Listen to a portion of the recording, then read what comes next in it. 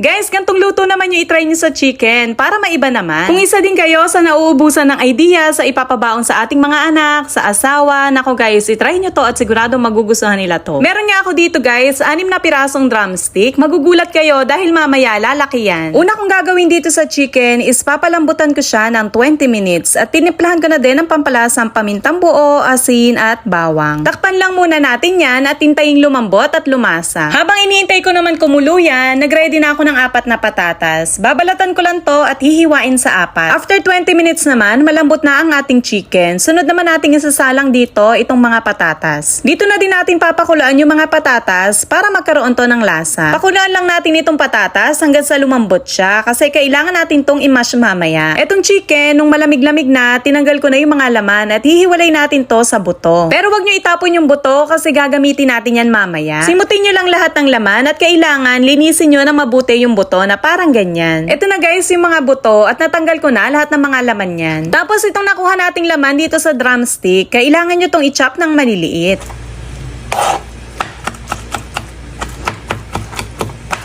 Kapag ganyan naman nakaliliit guys, okay na yan. Set aside muna natin at balikan naman natin yung patatas. Sakto malambot na itong patatas, kaya hinango ko na. Kung malaki naman yung pagpapakuluan yung kasirola, pwede nyo nang pagsabayan yung patatas at manok para isang pakuluan na lang. Itong mga patatas naman guys, kailangan nating tong i-mash. Dito naman sa na-mash nating patatas, pwede nyo na ditong isama yung chinap nating manok. Timplahan na din natin yan ng pampalasa. Naglagay ako ng kalahating kutsarang asin, kalahating kutsara din ng pamintang durog, isang kutsarang garlic powder. Naglagay din ako ng 3 kutsarang harina. Maglagay din kayo guys ng cheese. Mas maraming cheese, mas masarap. Kaso ito na lang yung natira sa rep namin, kaya okay na to. Okay na lahat yun guys. Wala na tayo dapat idagdag kasi masarap na yan. At i-mix lang muna natin tong mabuti. Tingnan nyo guys, nung na-mix ko na, dumami siya. Kaya naman yung chicken na ilalagay natin doon sa buto, mas lalaki pa. Sa palad nyo, magbilog muna kayo ng ganyan bago nyo ilagay dito yung buto. Tapos, ikut-ikutin nyo lang para mabilog at makagawa tayo ng mas malaking drumstick. O diba, sa paraan na yan, mapapakain pa natin yung mga anak natin ng gulay nang hindi nila nalalaman. Ito pala guys, nagawa ko na yung 6 na drumstick, pero may tira pa siya, kaya naman ginawa ko, binilog ko na lang. Para may isama ko na din dun sa ipiprito ko mamaya. Dun pala guys, sa sobra, nakagawa din ako ng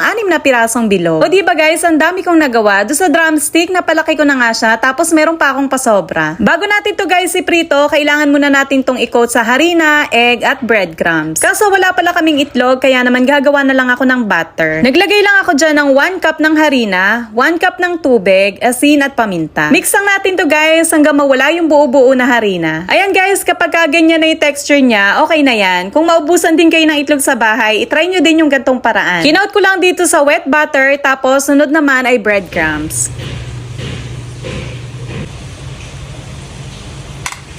Bali guys, prinito ko lang to sa mahinang apoy lang kasi mabilis ang masunog itong breadcrumbs. Luto naman na kasi yung nakapalaman dito, kaya naman saglit na saglit ko lang to talaga niluto. Yan naman guys, pwede nyo na yan i-dip sa ketchup. Pero ako, parang nagkikrave ako sa gravy, kaya naman gumawa ako. Yun naman paggawa ko guys ng gravy, naka-upload na yan sa Mami D Vlog. Ay, say na siya. Sausaw natin dito sa gravy. Ito yung ginawa kong gravy. Oh my God, ang bango ng gravy. Ayan na siya. Tignan natin.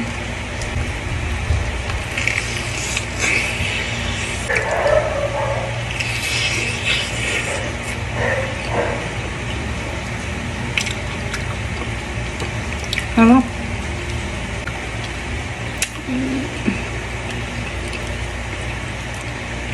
Bagay na bagay yung gravy. Sarap.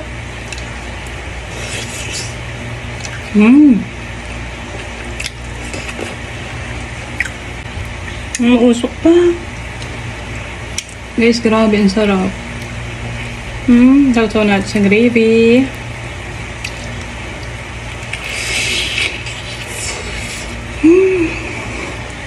Ay, sarap. Ay na, tanggal na.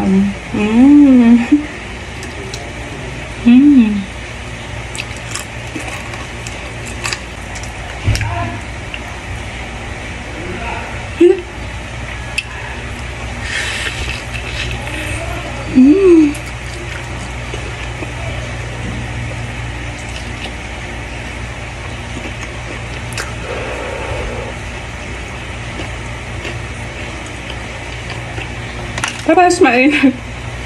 Ang gravy tsaka yung chicken ng init. Sarap.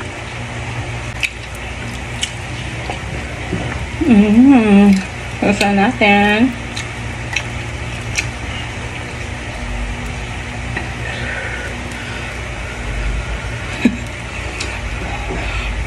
Ang init, usok pa.